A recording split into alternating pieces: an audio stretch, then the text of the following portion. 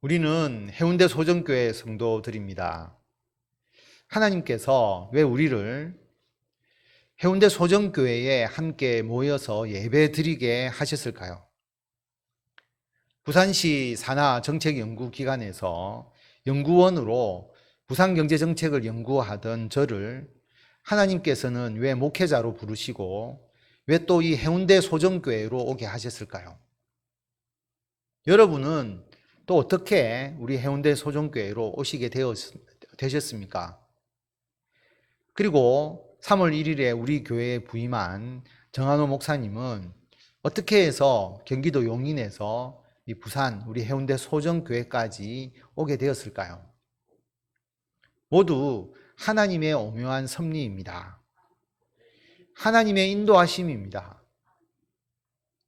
우리 교회를 거쳐가신 많은 분들이 있습니다. 해운대 사시다가 멀리 이사 가신 분이 대부분이죠. 멀리 이사 가니까 함께 예배를 드리지 못하고, 그러니까 서로 관계가 단절되어서 해운대 소정교회 성도로서 함께 하지 못하게 됩니다. 물론 지금 만나도 반갑고 언제든지 만나도 정말 사랑스럽고 소중한 분들입니다. 우리 교회에서 함께 신앙생활한 그 관계가 쉽게 깨어질 수 없습니다. 그러나 함께 예배드리지 못하기 때문에 점점 교회 공동체의 일원으로서는 관계가 멀어지게 되었습니다. 그런데 이제 우리가 영상으로 예배를 올립니다. 영상을 활용하다 보니까 해운대 소정교회의 예배는 더 이상 예배당 안에 있는 우리들만의 예배가 아닙니다. 영상으로 예배드리는 모든 분들도 함께 하는 예배입니다. 영상으로 예배를 함께 드리니 예배 공동체로서 해운대 소정교회 성도라는 관계가 깨어지지 않습니다. 계속 유지가 됩니다. 우리 교회에서 함께 신앙생활 하시다가 동네로 이사를 가셔서 온천장 소정교회에 출석하시는 집사님이 계십니다. 집사님께서 우리 교회 예배 영상을 보신다고 합니다. 목사님, 새벽기도 때 반주가 없어서 정말 마음이 안타까웠습니다. 그래서 제가 집사님, 새벽기도 때 반주가 있으면 큰일 납니다. 제가 높은 음이 안 올라가는데 노래를 잘 못하는데 반주가 없으니까 제가 음을 낮춰서 제가 찬양할 수 있지, 반주가 있으면 큰일 납니다. 제가 잘 못 부르는 찬양 이야기를 하려고 하는 게 아닙니다. 비록 몸은 떨어져 있지만 우리 교회 예배에 영상으로 함께 하시니까 같은 신앙 공동체입니다. 예전에 우리와 함께 신앙생활을 했고 지금은 상당한 시간이 흘렀지만 거리도 떨어져 있지만 한 신앙 공동체입니다. 코로나로 인해서 교회당에서의 예배가 어려운 분들이 많았습니다.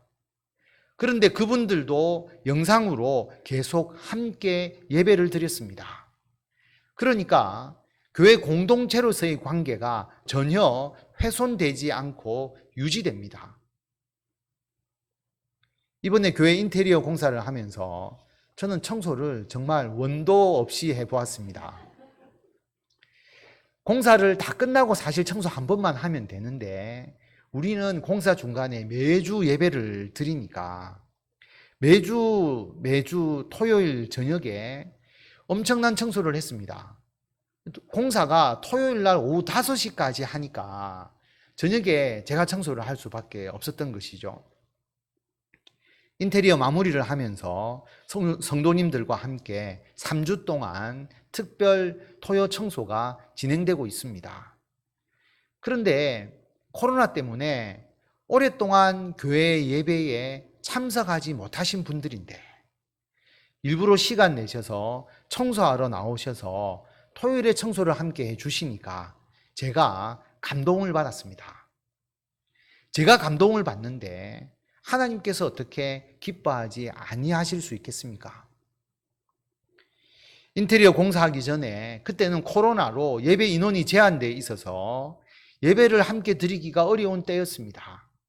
그런데 인테리어 때문에 교회 짐을 옮기고 이사를 한다고 하니까 정말 많은 분들이 오셔서 교회의 무거운 짐을 다 옮겨 주셨습니다. 어떤 분이 저에게 이 이야기를 하더라고요. 정말 그 모습을 보고 감동을 받았다. 예배 인원이 제한돼 있어서 어떻게 이 많은 이사를 할까 생각했는데 생각지도 않은 모든 분들이 오셔서 도와주시니까 감동을 받았다. 그래서 그분들을 향해서 뭐라고 이름을 붙였느냐 하면 해운대 소정교회 어벤져스들.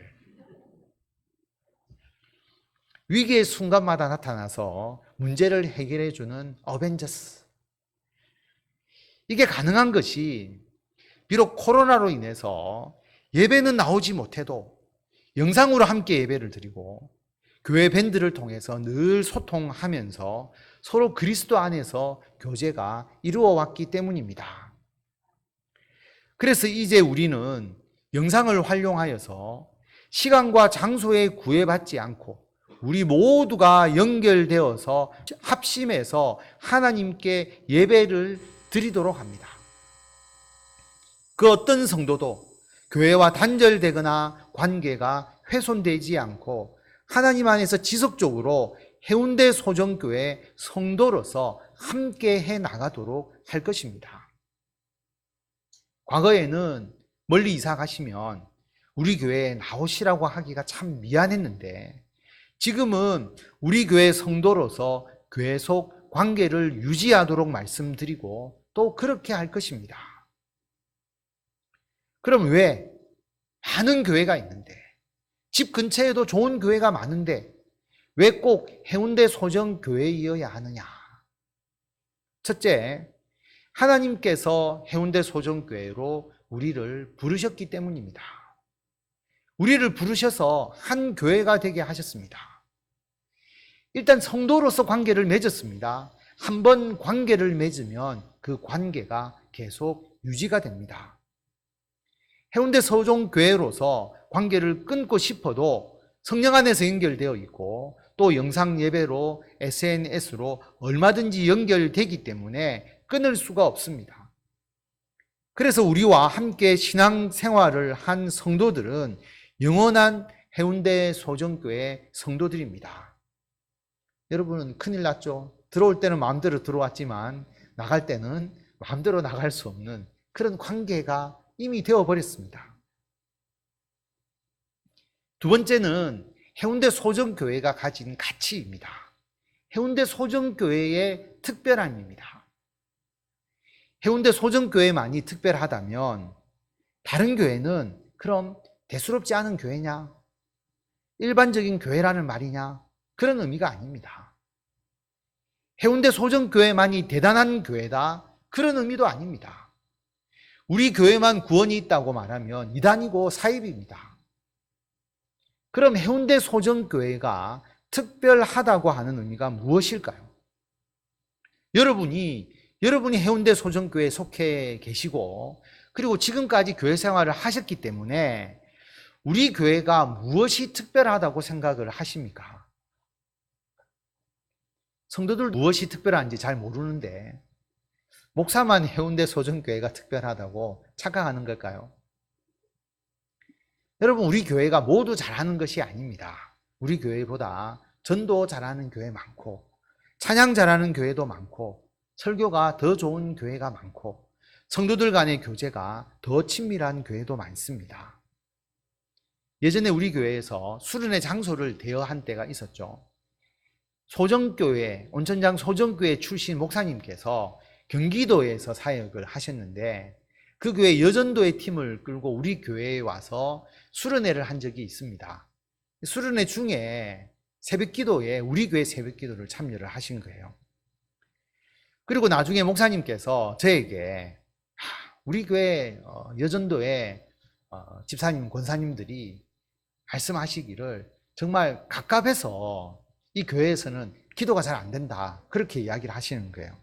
왜냐하면 그 교회에서는 기본적으로 기도를 시작하기 전에 주여 삼창 하는 거 있잖아요. 주여 주여 주여 3번 하고 크게 통성으로 기도를 하는데 우리 교회는 음악만 틀어놓았지 조용하게 기도를 하니까 통성 기도를 못하니까, 부르짖지 못하니까 답답하다고, 기도가 안 된다고. 뜨겁게 기도하시는 분은 우리 교회 기도가 마음에 들지 않으실 겁니다. 그럼 성도 여러분, 우리 교회는 기도도, 찬양도, 전도도, 예배도 뭐 특별하지도 않고 우리 교회보다 훨씬 더 잘하는 교회도 많으니 우리는 부족합니다. 그런데 도대체 무엇이 특별할까요? 기도와 찬양과 전도와 교제, 이런 것을 중요하게 생각하시는 분은 아마 우리 교회에 정착하지 아니하셨을 것입니다. 분명 다른 교회를 찾아가셨을 것입니다. 그렇다면 우리가 함께 모여 이루어가는 해운대 소정교회의 특별함은 무엇일까요? 우리 교회 주보에 있는 신앙생활의 목표, 그 중 첫 번째, 신앙과 삶의 일치. 우리가 이것을 구호로 외치지도 않고 제가 이것을 여러분에게 외우도록 하지도 않고 잘 알려드리지 않았기 때문에 우리 교회에 이런 목표가 있었나 이렇게 생각하시는 분도 계실 것입니다. 그런데 우리 교회 사역의 모든 것은 신앙과 삶의 일치, 여기에 맞추어져 있습니다. 제가 우리 교회에 부임한 지가 12년 6개월 정도 되는데요. 처음부터 지금까지 변함없이 우리 교회 요람에 적혀 있는 우리 교회 신앙생활의 목표 중 첫 번째가 신앙과 삶의 일치입니다. 저는 지금까지 이 목표를 가지고 모든 설교와 교회 사역을 행해왔습니다. 교회가 성도들을 교회로 모으는데 초점을 맞추기가 쉽습니다. 모이는 수 몇 명, 모이는 횟수 몇 번, 이것이 교회의 본질이라고 여기기가 쉽습니다. 그런데 여러분, 교회에 모이는 모임도 중요하지만 더 중요한 것은 우리가 세상 속에서 행하는 삶입니다. 우리 교회는 성도들이 이 세상에서 제대로 잘 살아가도록 하는 것, 여러분들의 가정과 직장과 사회생활, 이것을 교회에 모이는 것보다 더 중요하게 여기고 있습니다. 이것은 저희 생각이 아니라 하나님의 뜻입니다. 오늘 말씀 로마서 12장 1절을 보면 그러므로 형제들아 내가 하나님의 모든 자비하심으로 너희를 권하노니 너희 몸을 하나님이 기뻐하시는 거룩한 산 제물로 드리라. 이는 너희가 드릴 영적 예배니라. 우리가 드리는 예배는 교회당에서 드리는 이 예배만 있는 것이 아닙니다. 우리의 몸을 하나님께서 기뻐하시는 거룩한 산 제물로 드려야 합니다. 하나님께 우리의 전 인격을 드려야 합니다. 우리의 몸, 우리의 전 생애를 하나님께 드려야 합니다. 우리의 일상생활이 곧 하나님께 드리는 예배입니다. 구약시대에는 가축을 제물로 드렸습니다. 가축을 죽여서 피 흘림으로 제물로 드렸고 가축은 죽어야 제물이 되었습니다. 죽은 제물입니다. 그런데 지금 우리는 살아있는 상태에서 하나님께 우리 자신을 제물로 드립니다. 산 제물입니다. 구약시대에는 사람을 대신하여서 가축을 죽여서 제물로 삼았지만 지금 우리는 우리의 몸을, 우리 자신을 하나님께 제물로 드립니다. 결코 우리는 온전하지도 거룩하지도 않은 존재인데 예수님의 십자가 대속의 은혜를 입었기 때문에 우리는 거룩합니다. 그러므로 우리는 우리 몸을 거룩한 산 제물로 하나님께 드립니다. 우리의 삶, 우리의 전생애를 하나님께서 보시기에 거룩하게 살아가는 것이 바로 우리가 드리는 영적 예배입니다. 영적 예배라고 하는 의미는 합당한, 합리적인, 온전한이라고 하는 의미를 가지고 있습니다. 그런데 율법적인 예배가 아니라 이것이 진짜 예배다. 이것이 온전하고 합리적인 합당한 예배다. 그래서 영적인 예배라고 번역을 했습니다. 이 영적 예배가 하나님께서 기뻐하시는 예배입니다. 그럼 어떻게 우리 몸을 우리가 하나님께 거룩한 산 제사로 드릴 수가 있습니까? 오늘 말씀 2절 말씀 우리가 다 같이 한 목소리로 읽도록 하겠습니다. 너희는 이 세대를 본받지 말고 오직 마음을 새롭게 함으로 변화를 받아 하나님의 선하시고 기뻐하시고 온전하신 뜻이 무엇인지 분별하도록 하라. 아멘. 이 세대를 본받아서는 안 됩니다. 그리고 하나님의 선하시고 기뻐하시고 온전하신 뜻이 무엇인지를 우리는 분별해야 합니다. 그러기 위해서는 첫 번째로 이 세대를 잘 알아야 합니다. 신앙생활을 하다 보면 세상 학문을 멀리하기가 쉽습니다. 세상의 것은 모두 헛된 것이다. 멀리하자. 그렇지 않습니다. 세상 학문도 잘 알아야 합니다. 세상 학문을 잘 알아야 하기 때문에 우리 자녀들이 열심히 공부해서 대학 가고 그리고 계속 공부를 해 나가는 것 아닙니까? 세상 학문이 다 쓸모가 없다면 우리가 공부할 필요가 뭐가 있습니까? 세상 학문도 중요합니다. 하나님께서 만드신 자연을 알기 위해서는 과학도 알아야 되고, 하나님께서 만드신 인체를 알기 위해서는 의학도 알아야 하고, 하나님께서 만드신 사람들이 모여서 이루어가는 사회를 알기 위해서는 사회과학도 알아야 하고, 이 세상 학문이 이 세대를 제대로 알기 위해 필요합니다. 그러나 여러분, 이 모든 세상 학문은 절대로 절대적이지 않습니다. 세상 학문은 한계가 있습니다. 그리고 극히 일부분만을 설명할 수 있을 뿐입니다. 그러므로 우리는 세상 학문을 활용은 하되 우리는 그 학문에 예속되지 않습니다. 세상 학문은 이 세대의 흐름을 쫓아갑니다. 세상 학문은 이 세대의 반영입니다. 그런데 하나님은 이 세대를 본받지 말라고 우리에게 말씀하셨습니다. 세상 학문을 잘 알아야 하고 활용은 하지만 우리는 이 세상 학문에 맹종하지 않습니다. 세상 학문과 하나님의 말씀, 성경을 조화롭게 연결하면서도 하나님의 말씀의 기반 위에서 세상 학문을 새롭게 정립해 나가야 합니다. 우리 교회에서 제가 설교하고 가르치는 기반이 바로 이러합니다. 물론 매우 작은 사례인데요.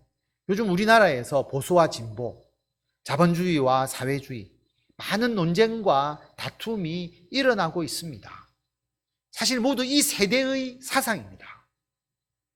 그런데 우리 교회는 보수와 진보도 야당과 여당, 그 다툼이 없습니다. 자본주의와 사회주의, 이런 것 간에 분쟁도 없습니다. 왜냐하면 이 세대의 가치보다 하나님의 말씀을 우리 모두가 더 중하게 여기기 때문입니다.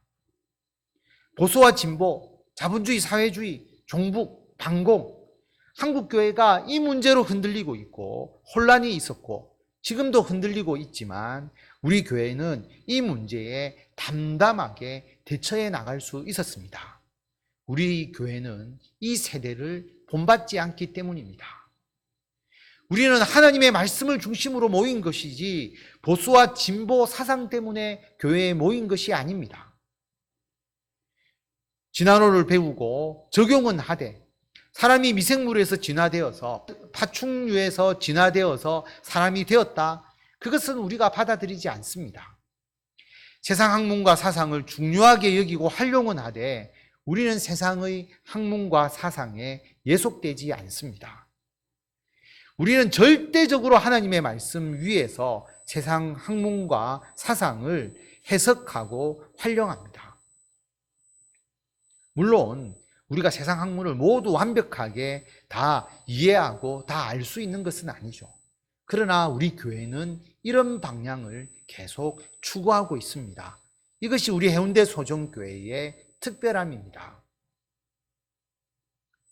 두 번째로 하나님의 선하시고 기뻐하시고 온전하신 뜻이 무엇인지를 분별하기 위해서는 마음을 새롭게 함으로 변화를 받아야 합니다. 성령께서 우리의 심령을 감화시켜 주시니까 우리가 변화되잖아요. 물론 모든 교회에서 공통적으로 성도들이 예수님을 믿고 나면 성령의 감화에 의해서 심령이 변화됩니다. 그런데 특별히 하나님께서 우리 교회에서는 성령으로 변화되게 하시고 우리의 심령을 새롭게 해주셨습니다. 성도들 간에 반목이나 다툼이나 갈등이 없었습니다. 물론 100%다 완벽하냐? 그렇지 않습니다. 여전히 성도들 간의 관계에 부족한 부분도 있고 해결해야 될 문제들도 있지만 우리 교회는 특별한 분쟁이나 다툼이 없었습니다. 이것은 성령께서 우리의 심령을 변화시켜 주셔서 우리의 마음을 새롭게 함으로써 변화를 받도록 해 주시기 때문입니다. 우리 모두 예수 그리스도 안에서 새 사람이 되게 해 주셨습니다. 그래서 예수 믿기 전에 어떤 모습이었든지 신앙이 연약할 때 어떤 상태였든지 관계없이 우리 교회의 성도가 되는 순간 우리가 새 사람이 되어서 모두가 하나님을 섬기고 그리스도 안에서 사랑으로 교제하도록 해 주셨습니다. 이러한 은총이 우리 교회에 풍성합니다. 이것이 우리 교회의 특별함입니다. 세 번째로 하나님의 선하시고 기뻐하시고 온전하신 뜻이 무엇인지 분별하도록 하기 위해서는 성경에 기록된 하나님의 온전하신 뜻을 알아야 합니다. 하나님의 말씀을 정확하게 제대로 이해해야 합니다. 예수님을 믿고 구원을 얻는 복음은 모든 교회에서 함께 가르칩니다. 그런데 여러분, 하나님의 말씀을 보면 그 핵심적인 복음 외에도 성경은 우리의 신앙을, 우리의 삶을 풍성하게 하는 많은 가르침이 있습니다. 하나님의 말씀을 폭넓게 이해하기 위해서는 성경을 전체적으로 통째로 가르쳐야 합니다. 우리 교회 새벽 기도회 이번 주만 하면 에스겔서가 끝나거든요. 새벽 기도 하시고 또 말씀 묵상하시고 영상에 참여하신 분들이 느끼셨겠지만 에스겔서를 처음부터 끝까지 읽어 나가는 게 사실은 쉽지 않습니다. 힘든 부분이 있죠. 그래서 에스겔서만 계속 읽고 묵상하니까 어떤 분들이 너무 힘들다 그렇게도 말씀하더라고요. 그래도 우리 교회는 전체적으로 다 보았습니다. 에스겔에게 하신 말씀을 일부만 보는 게 아니라 전체적으로 통째로 보아야 에스겔서를 전체적으로 이해할 수 있지 않겠습니까? 그래서 힘들어도 순서대로 모두를 봅니다. 약 3년에 성경을 일독하도록 우리가 순서대로 말씀을 묵상합니다. 그리고 지난주 새벽기도 한 것 매일 말씀 묵상 자료를 나누어 드리잖아요. 그러면 그걸 하다 보면 또 지난주의 핵심적인 말씀을 다시 한번 한 주 동안 묵상하게 됩니다. 새벽 기도회를 통해서 성경을 통째로 이해하고 묵상하도록 합니다. 새벽 기도도 영상으로 제공이 되니까 여러분들이 언제든지 참여할 수가 있는 것이죠. 그리고 우리 교회는 성경 통독을 합니다. 모든 교회가 성경 통독을 하겠지만 우리 교회 성경 통독 창세기부터 요한계시록까지 순서대로 읽어 나갈 뿐만 아니라 1년에 일독하도록 인도할 뿐만 아니라 제가 매일 아침마다 오늘 하루 읽어야 될 말씀 분량을 요약해서 설명해 드립니다. 성경 통독 밴드에 가입하시면 매일 제가 아침에 그 작업을 해 드립니다. 그래서 성경을 읽고 제가 요약해 드리고 설명한 내용을 보면 그래도 쉽게 성경을 통째로 이해하도록 하게 됩니다. 여러분 1년 동안은 잘 모를 수 있지만 해마다 계속해 나가시면 하나님의 풍성한 말씀의 은혜를 경험할 수가 있습니다. 우리 교회 성경 공부 지금까지 요한복음, 마태복음, 고린도전서 등 성경을 전체로 통째로 가르쳐 주었습니다. 설교도 성경 본문 중심으로 성경 말씀에 충실하게 근거해서 말씀을 전합니다.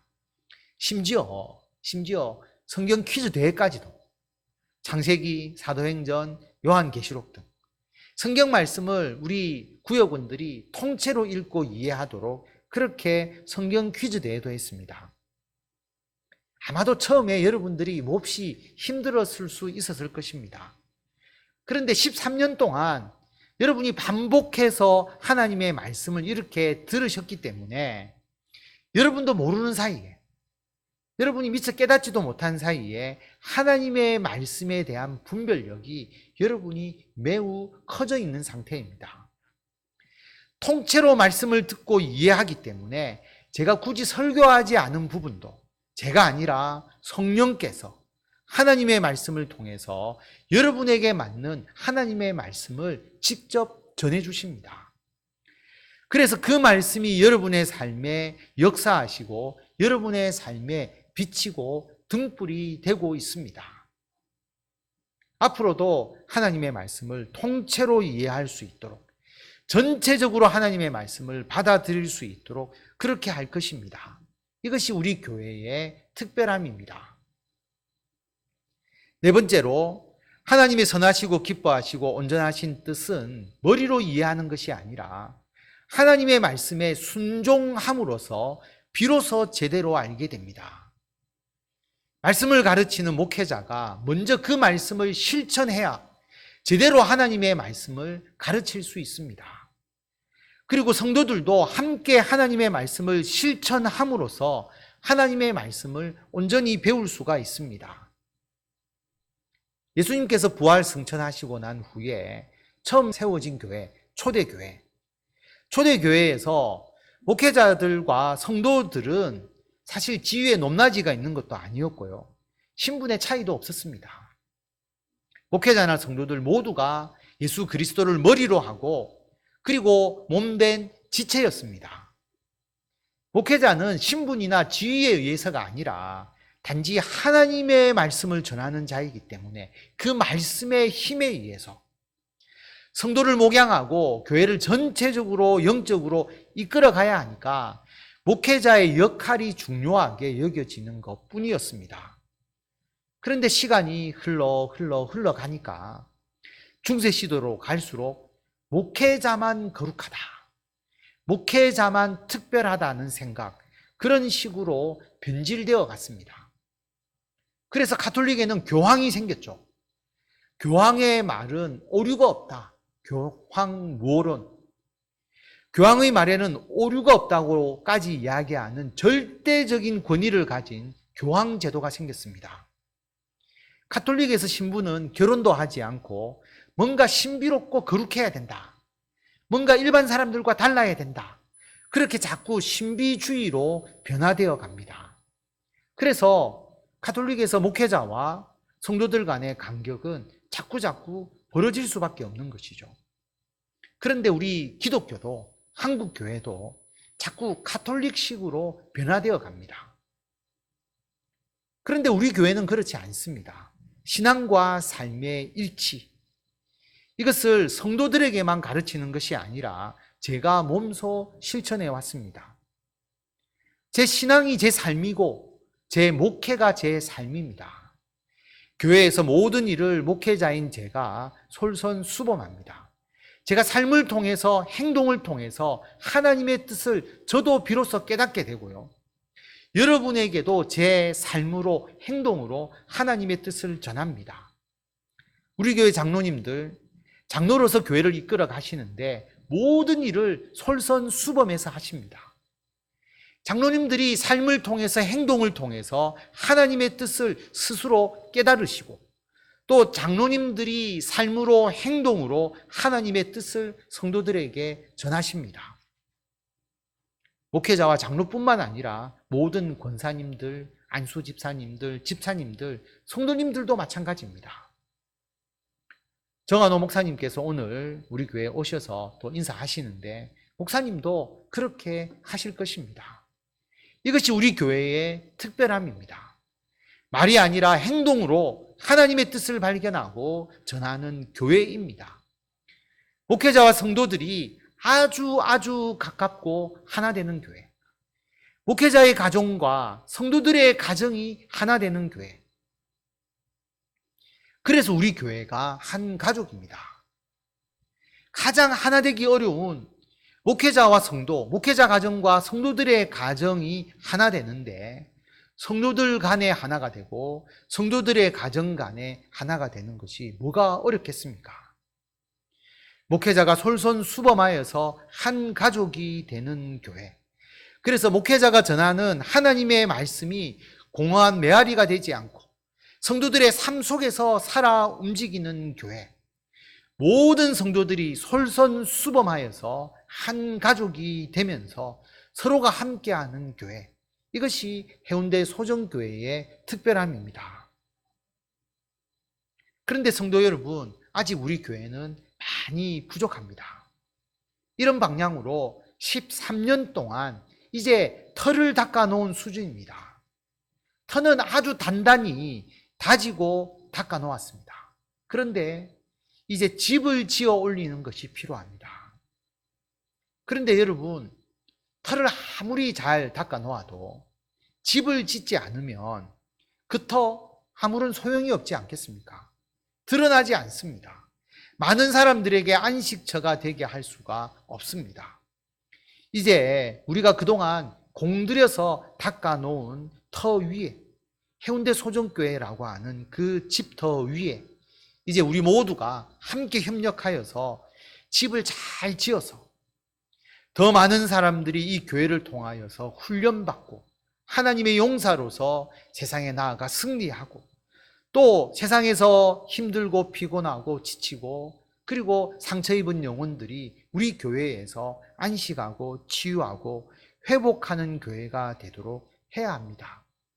코로나로 인해서 우리가 어려운 가운데 있고 이 노력이 잠시 조금 주춤하고 중단된 상황이지만 다시 우리가 이 사명을 가지고 우리 교회의 터 위에 거룩한 하나님의 교회로서 하나님의 사명을 함께 행하는 한 가족 공동체로서 성령으로 하나 되는 공동체로서 우리 교회를 세워나가려고 합니다.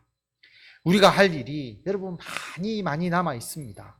그래서 성도 여러분 한 분 한 분이 필요합니다. 더 많은 교회의 일꾼들이 필요합니다. 우리 교회에서 신앙의 터를 다진 분들이 지속적으로 해운대 소정교회의 성도로서 함께 하면서 이 집을 지어 나가는 일에 함께 해주셔야 합니다. 그럼 어떻게 해야 해운대 소정교회라는 집을 제대로 지을 수 있는지, 우리 교회가 앞으로 무엇을 더 해야 하는지 여기에 대해서는 다음 주에 또 계속 우리가 말씀을 나누도록 하겠습니다.